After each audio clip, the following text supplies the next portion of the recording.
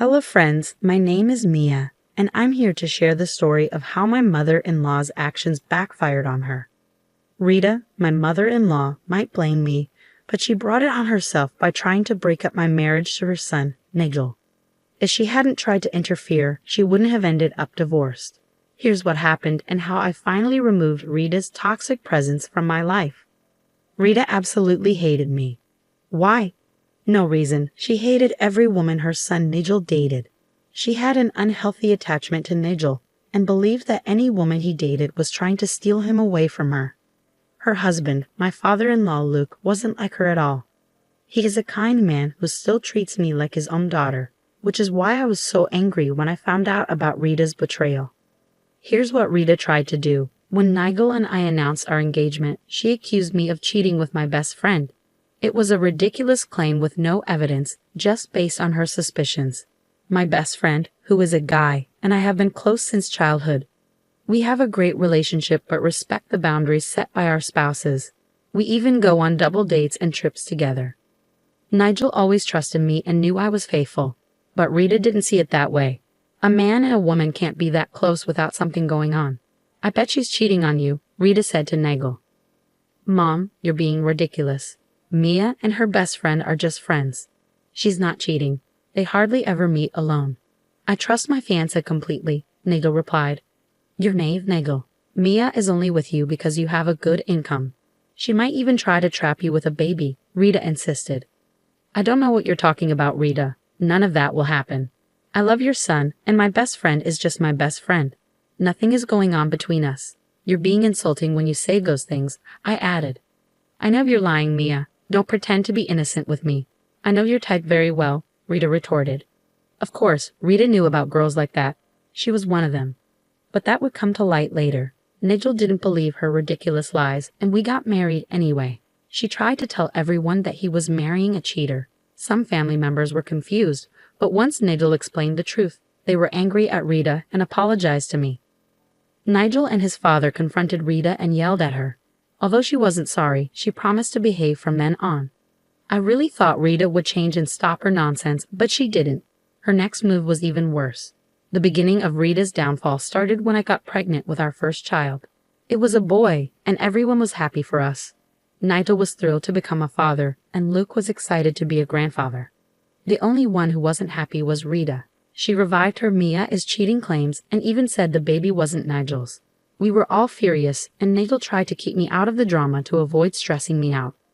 Now here comes the fun part. As soon as my son was born, Rita saw him and said, "This child can't be my son's. He looks nothing like Nigel did as a baby. This can't be your son, Nigel." Mom, what is wrong with you? This is my son. Not all babies look exactly like their parents did as babies. I didn't look like Dad as a baby either. You are being ridiculous, Nigel responded. Nigel, open your eyes. This child is too light-skinned to be yours. We're all too tan to have a baby with this skin color, Rita insisted. What on earth are you talking about, Rita? You're being absurd. The baby's skin is lighter because I'm fair-skinned, and babies' skin colors can change as they grow. Use some common sense before you accuse me, I argued. We had a huge fight with Rita about this. In the end, Nigel kicked her out of the hospital and was really angry with her. But Rita didn't waste any time. She immediately started spreading rumors that the baby wasn't Nigel's. Some people started to doubt us, especially since we didn't want the baby around everyone before he was a month old. Rita's gossip and pressure from others were getting to us. Finally, I gave in and agreed to a DNA test. Nigel didn't want me to.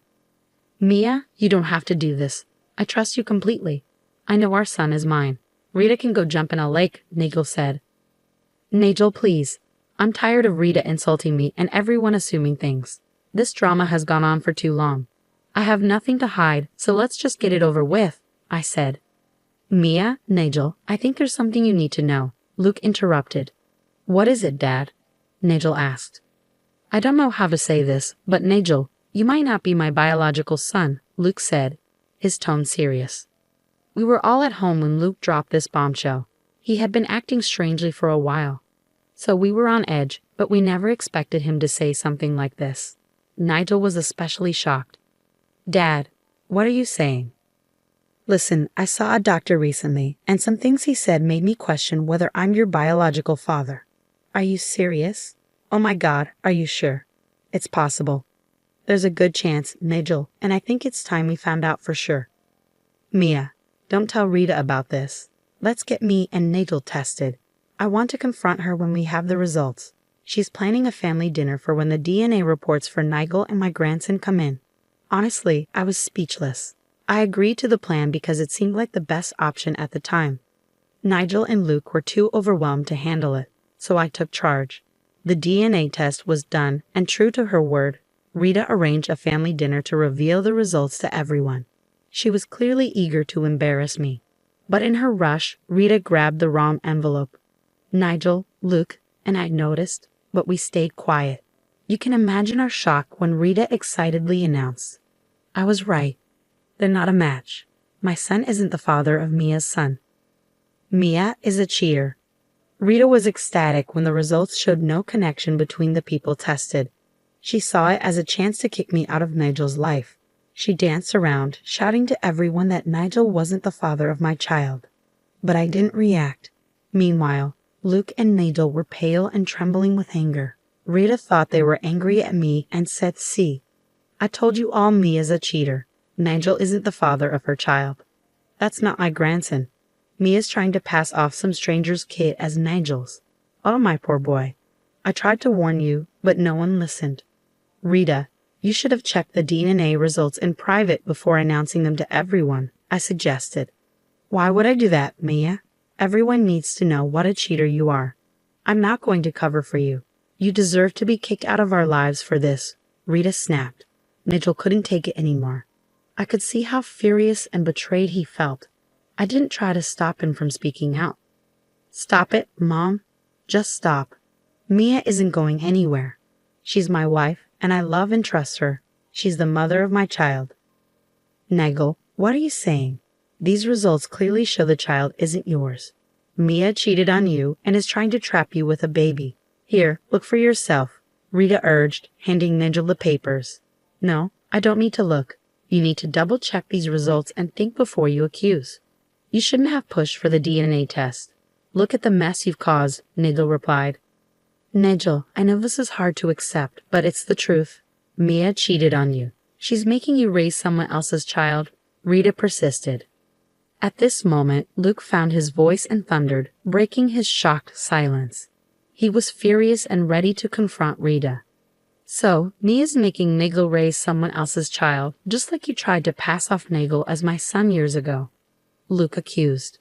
"Luke, what are you talking about?" "Nigel is your son," Rita exclaimed. "I'm not like Mia, who sleeps around with everyone. Why are you attacking me because of her?" Rita defended herself. "Why don't you double-check the report, Rita? It'll help you understand what's going on. These are the DNA tests between Nigel and our son. Look, it clearly says they're father and son," I explained. "What? Then why does this document say they're not related? What's happening?" Rita exclaimed. "If you read it carefully, you'd see it's for Nigel and Luke, and it says they're not related at all." "Nigel isn't Luke's son," I revealed. Rita looked at me in disbelief. Her secret of 25 years was out, and she couldn't stop it from spreading. She'd called family members to expose my supposed secret, but it backfired when her own secret came out instead. Luke and Nigel were furious, and Rita knew she was in trouble. She kept reading the report, hoping it was wrong. No, this can't be true. Nigel is Luke's son. We were trying for a child when I got pregnant with him." "Nigel is your son, Luke," Rita insisted. "Oh really, Rita? So you're saying the reports are wrong and you didn't cheat on me?" Luke challenged. "Nigel is your son, Luke. Mia's trying to trick you with this paternity test to get back at me," Rita insisted. "This wasn't just Mia's plan, Rita. It was mine too. Remember how I went to the doctor recently for tests? Well, it turns out I've been infertile my whole life. I never knew because I never went to the doctor before. Nigel can't be my son," Luke revealed. No, this can't be happening," Rita cried. "This can't be true. I even have a feeling I know who Nigel's real father is. It's Fred, isn't it?" "Your ex before me," Luke accused. Rita turned pale when she heard Luke's accusation. Her reaction confirmed our suspicions. Nigel remained silent, clearly hurt and angry. I could see the pain and fear in his eyes. The room was filled with a sense of betrayal, and everyone looked at Rita with disbelief and anger. Even her own mother looked ready to faint. No one knew about Rita's affair or Nigel not being Luke's son. It was a disaster for her, and she started crying when Luke spoke. "You don't need to say anything, Rita. Your reaction says it all. You cheated with Fred, didn't you?" Luke said calmly. "It doesn't matter now. My love for you is gone. I've suspected this for a while, and now that it's out in the open, I want a divorce." "Luke, what are you saying? That was in the past. I ended things with Fred as soon as I found out I was pregnant with Nigel. He doesn't even know about Nigel. You're Nigel's father, through and through," Rita pleaded. "That's right, Rita. I've been Nigel's father for 25 years. I don't care what the DNA test says. Nigel is my son, and he always will be. He may not be my biological child, but he's my blessing. I'll be his father for as long as I live," Luke declared firmly. Luke's words were exactly what Nigel needed to hear. He had been terrified of losing the only father he'd ever known. When Luke reassured him, Nigel broke down in tears. I held him close, trying to comfort him while Luke and the others confronted Rita. Rita tried to salvage the situation. "You're right, Luke. You raised Nigel for 25 years. He's yours. Let's just forget about the DNA test and move on." "We can—" "No, Rita. Just no," Luke interrupted. "Things will never be the same. Every time I look at you, I'll be reminded of your betrayal. Nigel may be my son, but you're no wife of mine. A woman who cheats on her husband can't be my wife. I'm divorcing you. That's final." "No, Luke, you can't do this. We've been married for 30 years. You can't leave me over this," Rita pleaded, shocked and desperate. But nobody was sympathetic. Even her own family was siding with Luke's decision and hurling insults at her. Rita continued crying, begging for forgiveness. Then she turned to Nigel, hoping he could sway Luke. "Nigel, look at what your father is saying. He's going to leave me. Please, don't let him. Please, make him understand," Rita implored. "Don't you dare call me son. I don't want to call you mother anymore. You've been deceitful, dragging Mia through the mud when you were the one hiding the truth.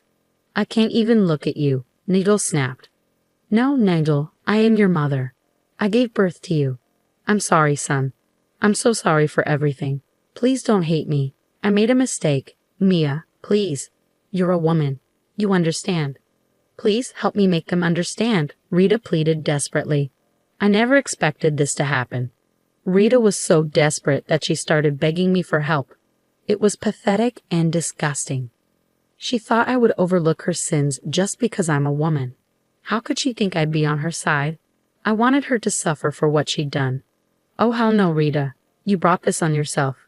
You were the one pushing Nigel to divorce me, claiming my son isn't his. Now that it's true for you, did you really expect me to support you? You targeted me and my innocent son for nothing.